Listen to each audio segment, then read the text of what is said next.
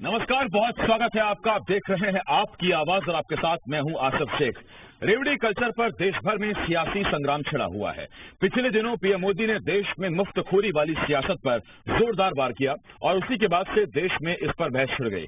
छत्तीसगढ़ के सीएम भूपेश बघेल ने पीएम मोदी से रेवड़ी की परिभाषा पूछी है। सीएम बघेल का कहना है कि छत्तीसगढ़ सरकार रेवड़ी नहीं बांट रही, बल्कि अपनी योजनाओं के जरिए प्रदेश की 3.25 करोड़ आबादी को इसका जायज हक दे रही है। तो आज बहस इसी मुद्दे पर कि आखिर देश में कौन रेवड़ी बांट रहा है और कौन कर रहा है विकास। हमारे साथ एक खास पैनल जुड़ेगा, लेकिन आइए सबसे पहले एक रिपोर्ट देखते हैं।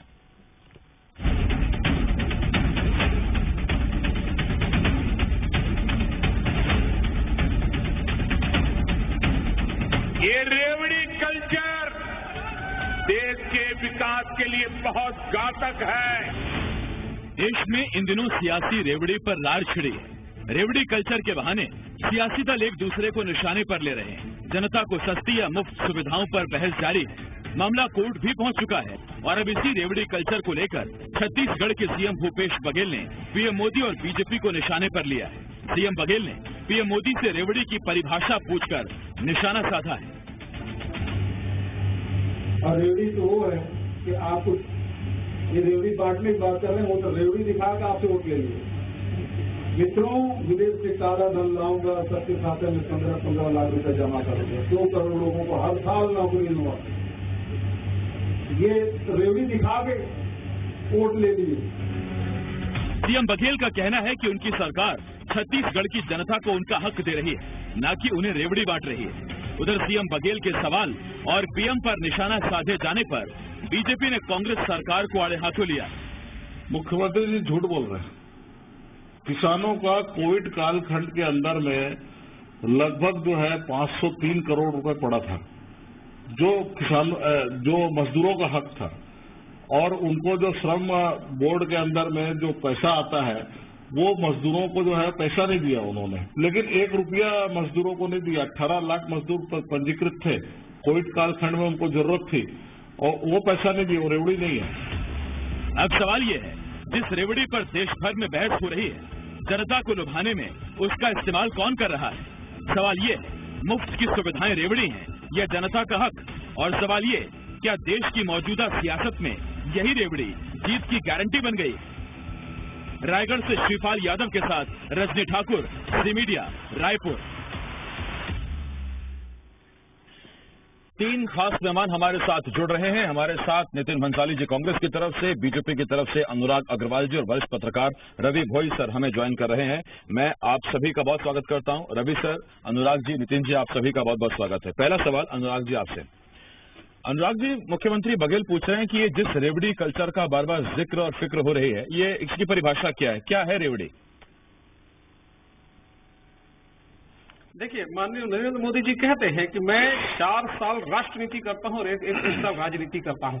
अगर वो देश के किसी एक विषय के ऊपर अगर कोई परिवर्तन लाने की बात करते हैं तो मुझे लगता है कि लोगों को इस चीज का समर्थन करना चाहिए। परंतु छत्तीसगढ़ के परिप्रेक्ष्य में अगर इसकी बात करें तो जाकी रही भावना जैसी प्रभु मुहूर्त देखी तीन तैसी। भूपेश बघेल जी वही समझना चाहते हैं जो वो समझते हैं। अब भूपेश बघेल जी यहाँ बैठ के जो बड़े बड़े अपनी उपलब्धियां गिना रहे थे साहब, तो राष्ट्रनीति और जनता के हित क्या होते हैं मैं आपको समझाता हूँ।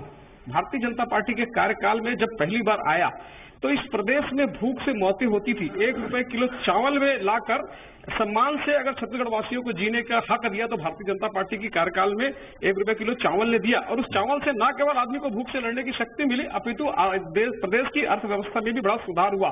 बीमारी के दानों में, बीमारी के खर्च के दानों से लड़ने के लिए भारतीय जनता पार्टी के शासनकाल में स्मार्ट कार्ड और बाद में आयुष्मान कार्ड आया।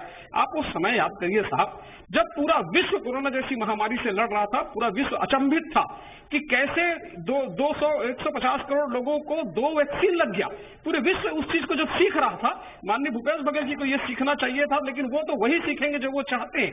अच्छा, भूपेश बघेल काल में लोगों को भूख से बचाने के लिए 5 किलो तो कम से कम रेवड़ी बांटी। वैसे उन्होंने माना नहीं है कि रेवड़ी बांटी, वो कहते जनता कहाँ का बांटा हमने। वो कहते हैं कि चलो ठीक है, लोगों ने रेवड़ी बांटी, आपने तो रेवड़ी दिखा के वोट ले लिया। छत्तीसगढ़ का अगर मैं जिक्र करूं, आखिरी के 2 साल में धान पर 2100 रुपए का मूल्य देंगे, 300 रुपए बोनस देंगे, आपने कहा। रेवड़ी दिखा दी, रेवड़ी दी भी नहीं और वोट भी आपने उसके लिए मांग लिए। आशीष जी, मुझे लगता है कि भूपेश बघेल जी पूरा सुने नहीं। जब यहाँ पे पत्रकार वार्ता ले रहे थे माननीय अजय चंद्राकर जी और बृजमोहन अग्रवाल जी, इन्होंने तो छत्तीसगढ़ की सरकार पे कहा ये रेवड़ी नहीं बेवड़ी की भी सरकार है। मुझे लगता है भूपेश बघेल जी को उस पर भी जवाब देना चाहिए। तो बेवड़ी बोलेगा। इस सरकार में पूरे प्रदेश को शराबबंदी का वादा करने वाली भूपेश बघेल सरकार में नहीं बता रहे, प्रेस कॉन्फ्रेंस में इसी शब्द का इस्तेमाल किया। झारखंड के विधायकों को उम्दा क्वालिटी की शराब अगर आप बैठोगे तो ये रेवड़ी बांटने का कहीं ना कहीं तो हम सवाल उठाएंगे। बार बार ये सरकार कहती है कि हम किसानों को कर्ज लेके पैसा देंगे। किसानों को आप 20,000 कर्ज देते 20,000 रुपए का पैसा बांटते हैं और 51,000 रुपए का कर्ज अगर लेके आप अगर 10 जनपद में पहुंचाया तो भाई साहब हमको तो आपत्ति होगी। राजीव मितान के नाम से आप अपनी एक क्लब बनाने की कोशिश करते हैं रेवड़ी में, भारतीय जनता पार्टी को आशीष जी आपत्ति तो होगी। नितिन जी, ये कौन सी रेवड़ी है, कौन सी सौगात है, कौन सी योजना है, कौन सी मुफ्त की रेवड़ी है, ये कैसे तय होगा? मोदी जी पहले तो ये बताएं कि गरीबों के हित में चलाई जा रही योजनाएं क्या रेवड़ी है? क्या छत्तीसगढ़ में किसानों का धान 2500 रुपए समर्थन मूल्य पे खरीदा जा रहा है, क्या ये रेवड़ी है? क्या बच्चों को आरटीई के तहत मुफ्त शिक्षा दी जा रही है, क्या ये रेवड़ी है? क्या गरीबों को उनको मुफ्त इलाज दिया जा रहा है, क्या ये रेवड़ी है? मिड डे मील में देश के 12 करोड़ बच्चों को भोजन उपलब्ध करवाया जा रहा है, क्या ये रेवड़ी है? ये मुझे जवाब दे, ये रेवड़ी किसे कह रहे हैं? मैं बता दूं आसिफ जी, 7,27,000 करोड़ रुपया जो कर्जा था वो बट्टे खातों में डाल दिया इनके उद्योगपति मित्रों का मोदी जी ने। हाँ, ये रेवड़ी है मेरी नजर में।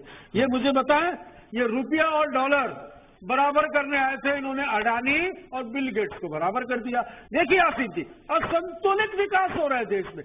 गरीब तेजी से गरीब हो रहा है और अमीर जो है, चुनिंदा अमीर जो मोदी जी के खास मित्र हैं, वो तेजी से अमीर हो रहे हैं। चाहे कोरोना काल की बात हो, चाहे वैश्विक मंदी की बात हो, इनकी संपत्तियां और इनका धन जो है ये तो बढ़ते ही जा रहा है और यहाँ पर गरीब आप देखिए बिल्कुल गरीब होते जा रहा है। तो इस अमीरी और गरीबी के खाई को पाटने के लिए जनता का पैसा जनता को दे रहे हैं। क्या रेवड़ी हुई है? मैं तो ये खुला पूछता हूँ ना बीजेपी के प्रवक्ता से, इतने बुद्धिजीवी है तो ये बताए ये पैसा कौन सा है? ये जनता का ही तो पैसा है जो कि कर के रूप में हम लेते हैं। सवाल बहुत वाजिब यहाँ खड़ा हो जाता है देश के विकास। नहीं नितिन जी, आप जनता को दो, जनता को जरूरत है उसकी। मैं आपसे सवाल पूछता हूँ, देखिए जो राशि, क्योंकि वो अलग अलग राशि बताई जाती है कि केंद्र से जीएसटी की क्षतिपूर्ति, कोयले की रॉयल्टी, वो अलग अलग राशि, उनको मिला के कभी कोई नेता कोई आंकड़ा देते हैं, कांग्रेस के कोई नेता कोई आंकड़ा देते हैं, मुझे नहीं पता आप क्या आंकड़ा देंगे। लेकिन छत्तीसगढ़ सरकार पर, छत्तीसगढ़ के ऊपर जो अभी लोन है, कम से कम उतनी राशि तो केंद्र सरकार से राज्य सरकार को नहीं लेनी है। तो ये रेवड़ी बांटने के चक्कर में या आपकी भाषा में आम आदमी को राहत पहुंचाने के चक्कर में जो ये लोन बढ़ रहा है, ये कैसे पूरा होगा सर? ये कब तक कैसे चलता रहेगा और क्या इसकी सीमा कोई है कि नहीं है? हमने आसिफ जी, हमने इस प्रदेश की स्थितियां मजबूत करने के लिए, यहाँ पर किसान को, मजदूर को सुदृढ़ करने के लिए हमने योजनाएं चलाई है। हमने जो मैनिफेस्टो में कहा था हम धान का समर्थन मूल्य देंगे, दे रहे हैं। आज एक किसान के और मजदूर के यहाँ पर सुदृढ़ होने की वजह से यहाँ के मार्केट की स्थिति देखिए।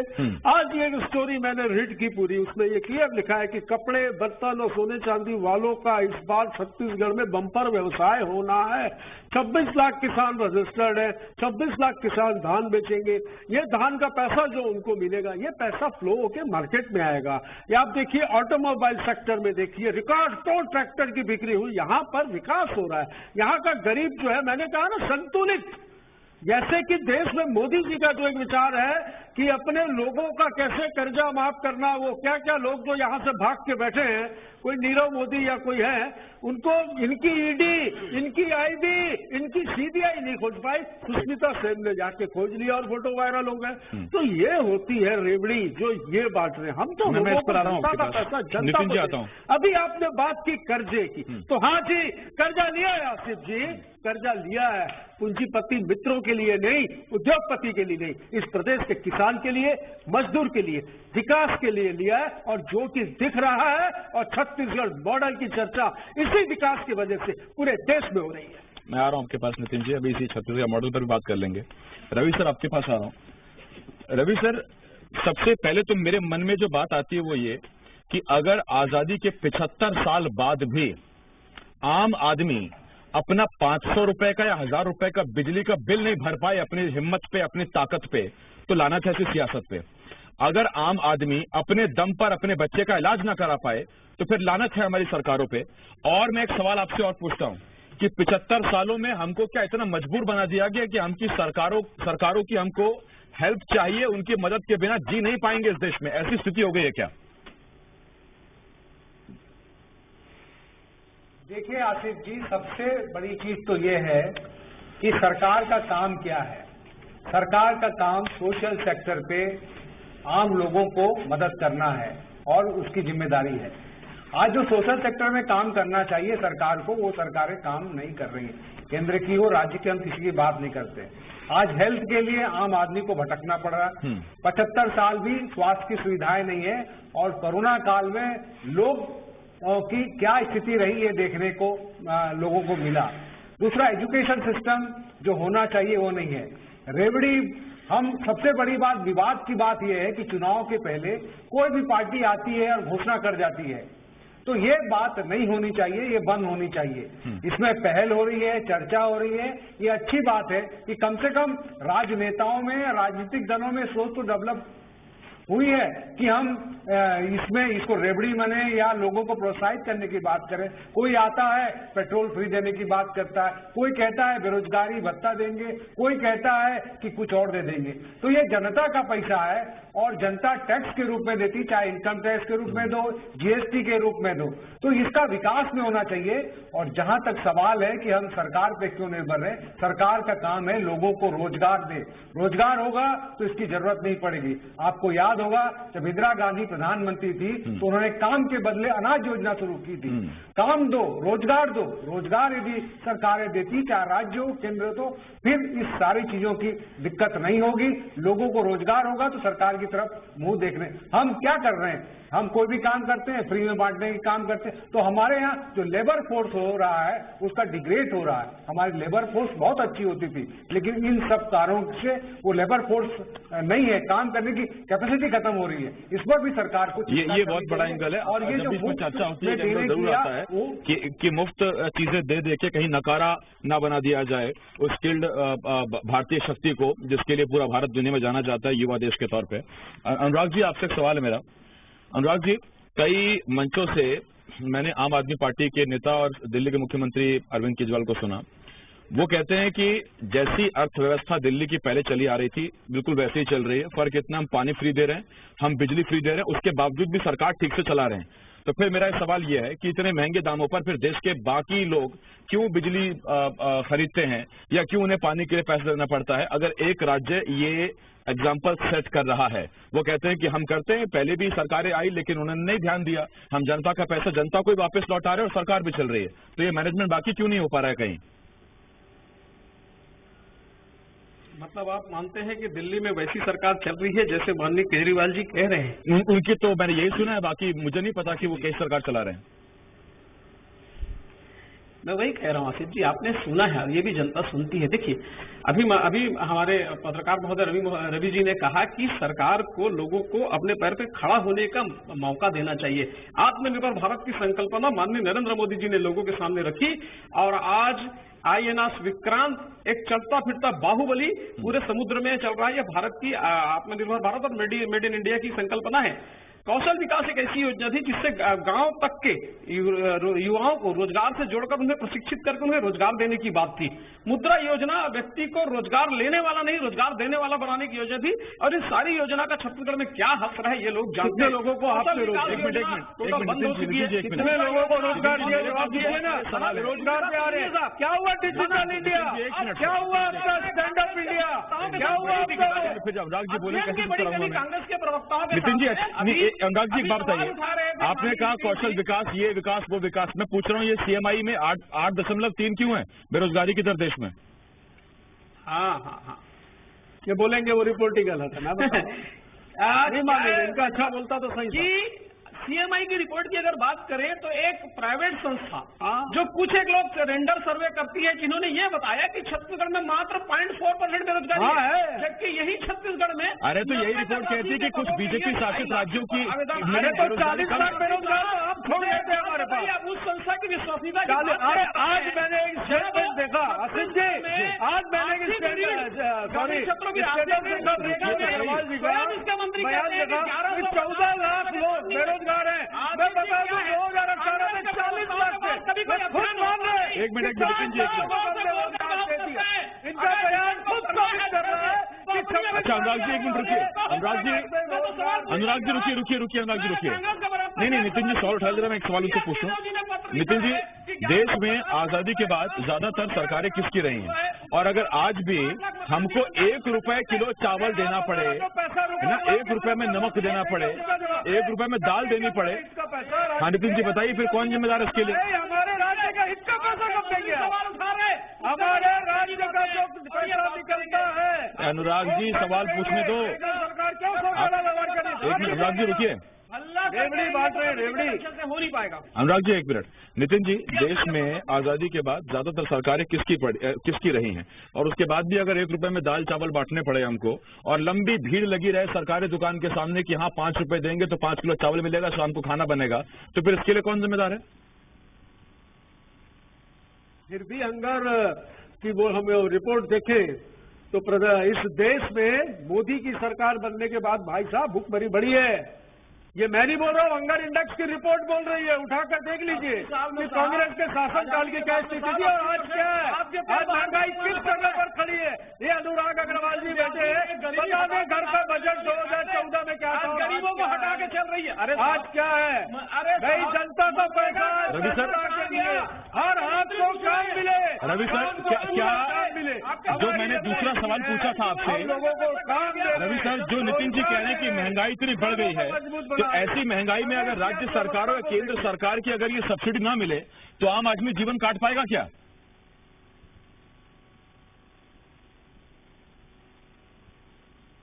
रवि सर